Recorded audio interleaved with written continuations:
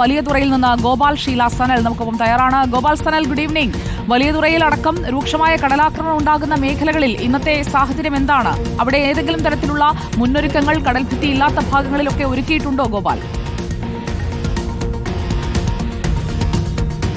സുജയ, തിരുവനന്തപുരത്ത് കാലാവസ്ഥ ഇന്ന് വലിയ ബുദ്ധിമുട്ടുണ്ടാക്കിയിട്ടില്ല. തെളിഞ്ഞ കാലാവസ്ഥ തന്നെയുണ്ട്. പകൽ മുതൽ മഴയൊന്ന് മാറി നിൽക്കുന്നുണ്ട്. പക്ഷേ ഈ തീരപ്രദേശത്തെ അവസ്ഥ വല്ലാണ്ട് ശോചനീയമാണ്. ഞാനിപ്പോൾ നിൽക്കുന്നത് ഒരു 2 നില വീടിൻ്റെ മുകളിലാണ് എന്ന് പറഞ്ഞാൽ സുജയ അത് വിശ്വസിച്ചേ മതിയാവൂ. കാരണം അത് അങ്ങനെയാണ്. ഇവിടെ ഒരു വീടുണ്ടായിരുന്നു. ആ വീട്ടിലുണ്ടായിരുന്ന മനുഷ്യരെല്ലാം ജീവനും കൊണ്ട് കയ്യിൽ കിട്ടിയതും എടുത്തിവിടെ നിന്ന് രക്ഷപ്പെടേണ്ട അവസ്ഥയാണ് 2 ദിവസം മുൻപ് ഇവിടെ നിന്ന് ഉണ്ടായത്.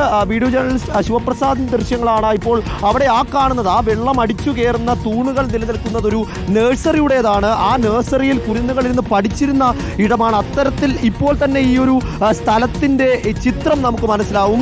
വലിയതുറയിലെ ഏറ്റവും കൂടുതൽ കടൽക്ഷോഭം രൂക്ഷമായ ഒരു പ്രദേശത്തിൻ്റെ ഭൂരിഭാഗം ഇടവും കടൽ വിഴുങ്ങിയ ജൂസാർ റോഡ് എന്ന സ്ഥലത്താണ് ഞങ്ങളിപ്പോൾ ഉള്ളത്. ഇവിടെ യാതൊരു വിധത്തിലുള്ള സുരക്ഷയും ഇത്രയധികം ദുരന്തമുണ്ടായിട്ടും ഒരുക്കിയിട്ടില്ല എന്നുള്ളതാണ് ഈ നാട്ടുകാരുടെ പരാതി.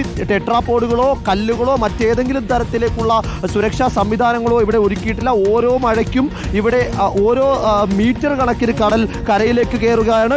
വീടുകൾ ഇടിഞ്ഞ് കടലിലേക്ക് വീഴുകയാണ്. നമുക്ക് ഇവിടുത്തെ നാട്ടുകാരോടൊന്ന് ചോദിച്ച് മനസ്സിലാക്കാം.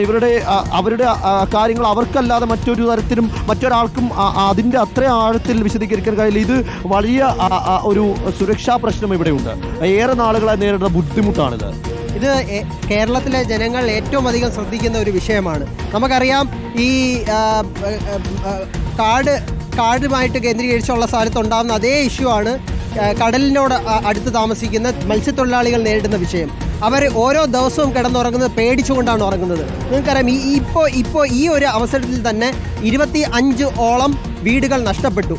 25ഓളം വീടുകൾ നഷ്ടപ്പെട്ടു. ഇനി നഷ്ടപ്പെടാൻ പോണ വീടുകളാണ് ഈ കാണുന്നത്. ഓരോ ദിവസവും കഴിയും തോറും ഈ കല്ലിടാത്ത അനാസ്ഥ കാരണം ഈ കഴിഞ്ഞ ഒരു മാസം മുമ്പ് ചെയ്യേണ്ടിയിരുന്ന കാര്യമായിരുന്നു. 7 മാസങ്ങൾ അവർക്കുണ്ടായിരുന്നു. ആ സമയത്തൊന്നും അവരത് ചെയ്തില്ല.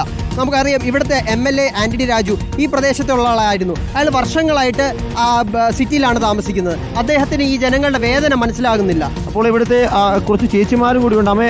ഇവിടെ താമസിക്കുന്ന മനുഷ്യരാണ് നിങ്ങൾ. ഇവിടെ യാതൊരുവിധ സുരക്ഷയുമില്ല. അടുത്ത നിര വീടുകൾ, അതായത് ഒരു നിര വീടുകൾ പൂർണ്ണമായും ഇടിഞ്ഞു വീണിരിക്കുകയാണ്. അടുത്ത നിരയാണ് ദാണ്ട് ഈ കാണുന്ന എൻ്റെ വീട്. അപ്പോൾ ഇവർ 2 വർഷത്തിന് മുമ്പ് തൊട്ടേ പറയുന്നതാണ് കല്ലടുക്കി തരും. അവിടെ വരെ കല്ലടുക്കിയിട്ടുണ്ട്. ഇപ്പോൾ എൻ്റെ ഒരു അടുക്കി. അപ്പോൾ ഓരോ വർഷം കഴിയും തോറും ഇവർ വാഗ്ദാനങ്ങൾ തരുന്നു. ഞങ്ങൾ ഇന്നും കല്ലടുക്കി തരും, നാളെ കല്ലടുക്കി തരും. വന്നിട്ട് പോകുന്നതല്ലാതെ ഞങ്ങൾക്ക് ആരും ഒന്നും ചെയ്തു തന്നിട്ട്